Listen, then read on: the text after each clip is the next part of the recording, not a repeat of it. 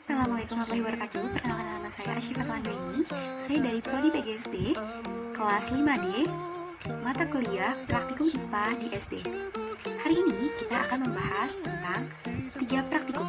Yang pertama, tentang pertumbuhan dan perkecambahan tanaman. Yang kedua, tentang klasifikasi hewan.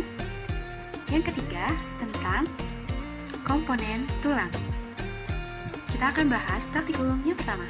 Alat dan bahan yang diperlukan ada gelas plastik yang telah dibolongi, sekop, biji, penggaris, satu tanah.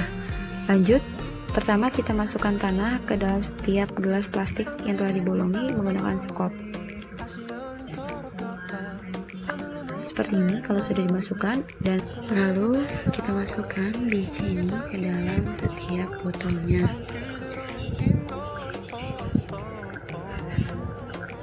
Kita ukur kedalamannya sedalam 1 cm. Lalu kita masukkan biji kedelai, lalu kita tutup.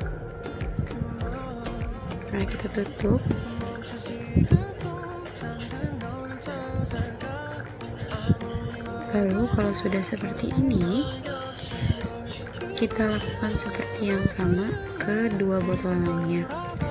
Lalu kita taruh gelas A di bawah sinar matahari dan disiram. Lalu gelas B disiram dan di tempat gelap. Dan yang C tidak disiram dan tidak boleh terkena cahaya. Ini adalah hari pertama kacang tolo. Ini adalah hari kedua kacang tolo mulai retak kulitnya. Hari ketiga kacang tolo di setiap gelas mulai berkecambah. Hari kelima di A sudah terlihat batang, sedangkan di B dan C sudah terlihat daun. Lanjut di bagian A terlihat daun dan di bagian B dan C batangnya terlihat lebih tinggi. Di gelas A daunnya terlihat lebih lebar, sedangkan di B dan C batangnya lebih tinggi tetapi daunnya tidak melebar. Kita sudah lihat video tentang praktikum yang pertama, yaitu pertumbuhan dan perkecambahan tanaman. Jadi dapat kita simpulkan bahwa tanaman sangat memerlukan komponen-komponennya seperti media tanam, air, cahaya matahari, dan juga suhu. Itu sangat berpengaruh terhadap pertumbuhan tanaman. Dapat dilihat pada gelas A, tanamannya memang lebih lambat dalam pertumbuhan batangnya, tetapi saat dia sudah mulai tumbuh batangnya itu lebih kuat, dan juga daun yang keluar itu dia warnanya lebih hijau dikarenakan dalam proses fotosintesisnya itu berhasil atau berjalan dengan baik. Sedangkan di gelas B, dia pertumbuhan batangnya memang sangat pesat, tumbuh tinggi, tetapi batangnya agak sedikit membelok dan juga tidak begitu kuat, serta daunnya terlihat lebih hijau muda. Di gelas C, tanaman batangnya itu juga sama, lebih tinggi, lebih cepat tinggi, dan juga daunnya berwarna hijau muda. Dan di B dan C juga daunnya itu masih terlihat belum terlalu melebar, sedikit masih rada menguncup gitu. Sedangkan yang di A, dia daunnya itu sudah melebar. Kita lanjut ke praktikum yang kedua tentang klasifikasi hewan. Semut, dia masuk ke dalam kelas insekta. Sukunya bernama Formicidae. Sebagian semut tinggal di daerah tropik. Dia merupakan serangga sosial atau hidup berkoloni. Semut yang sedang kita amati ini adalah semut hitam. Memiliki 3 bagian, yaitu kepala, dada, dan perut. Memiliki sepasang antena. Memiliki mandibula atau rahang. Memiliki 3 pasang kaki. Tidak mempunyai sayap. Dan memiliki mata majemuk. Lalat termasuk ke dalam kelas insekta. Dia merupakan keluarga dari Muscidae.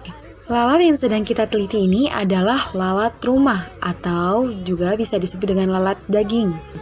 Dia memiliki mata merah, 3 pasang kaki, sepasang sayap, memiliki sepasang antena pendek, warna tubuhnya hitam putih seperti catut, dan memiliki mulut atau labellum untuk menyedot cairan di makanan.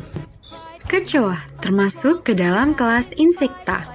Dia juga termasuk ke dalam ordo Blattodea. Dia umumnya ditemukan di daerah tropis. Kecoa yang sedang kita teliti ini biasanya ada di sekitar rumah, atau kita juga dapat menemuinya di saluran air atau got. Dia berwarna coklat, memiliki sepasang antena, memiliki 3 pasang kaki, memiliki sepasang sayap, sayapnya terlihat licin, dan kecoa ini termasuk ke dalam hewan terestrial. Laba-laba termasuk ke dalam filum Arthropoda. Dia termasuk ke dalam kelas Arachnida. Dia berwarna coklat, sedikit ada warna hitam, memiliki 2 segmen tubuh, 4 pasang kaki, tidak bersayap, dan merupakan hewan pemangsa atau karnivora, dan bahkan kadang kanibal. Mulut laba-laba berupa alat penghisap untuk menyedot cairan tubuh mangsanya, seperti ada di video ini. Dia mampu menghasilkan benang sutra dan memiliki 1-4 pasang mata. Setelah kita menonton video praktikum yang kedua, dapat kita tarik kesimpulan terdapat 2 kelas dari 4 hewan tersebut, yaitu ada kelas insekta dan kelas Arachnida. Yang termasuk dari kelas insekta adalah semut, kecoa, dan lalat daging atau lalat rumah. Dan yang termasuk kelas Arachnida ialah laba-laba. Dan keempat hewan tersebut termasuk ke dalam filum Arthropoda. Kita lanjut ke praktikum yang terakhir, yaitu praktikum ketiga. Alat dan bahan praktikum sistem gerak ada baskom, ada cuka merek apa saja, sendok, pisau, tulang ayamnya dibersihkan terlebih dahulu sampai dagingnya tidak ada. Lalu yang satu tulangnya dibagi 2 dan yang satu tetap utuh. Lanjut kita masukkan cuka ke dalam baskom atau wadah sampai 1 botolnya itu habis. Kalau sudah, kita masukkan tulang ayam. Dan ini tuh masih keras banget, masih bisa buat digetok. Oke, kita masukkan tulang yang utuh ke dalam cuka. Lanjut, kita masukkan tulang yang telah kita belah 2. Ini bentuk dalam tulangnya masih merah, masih ada darahnya merah terlihat. Ini ayam segar, jadi darahnya masih terlihat merah segar. Lanjut kita masukkan juga ke dalam cuka, larutan cuka. Kalau sudah seperti ini, lanjut kita ratakan dengan sendok. Setelah 1 jam warna tulang menjadi kuning, kita lanjut ditunggu semalaman. Hasil tulang setelah direndam 22 jam dengan cuka. Tulang rawannya berwarna jadi sedikit kehitaman, tulang kerasnya jadi berwarna kuning, darahnya berwarna coklat. Bisa dilihat di sini tulangnya seperti itu. Lalu kita akan coba tekstur dari tulangnya. Dan kalau bisa dilihat dari sini, tulangnya itu lebih empuk daripada sebelumnya. Kan kalau sebelumnya dia tulangnya keras. Dan ini juga tulangnya bisa kayak gitu. Jadi seperti kayak kropos. Nah, ini. Nah, terlihat kalau dia empuk ada bekas.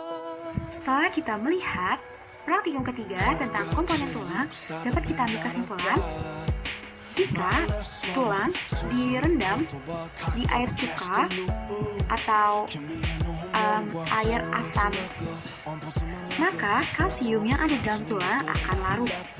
Itu mengakibatkan tulang menjadi lebih empuk, tidak keras seperti awal, dan juga terlihat sedikit keropos. Warna pada tulang pun berubah menjadi kuning. Ini adalah bentuk awal tulangnya. Selanjutnya, ini bentuk tulang yang setelah direndam cuka. Sekian praktikum kita hari ini. Kurang lebihnya mohon maaf. Saya ucapkan juga terima kasih untuk semua yang telah menonton video ini. Semoga ilmu atau materi yang dibahas hari ini semoga bisa bermanfaat untuk kita semua.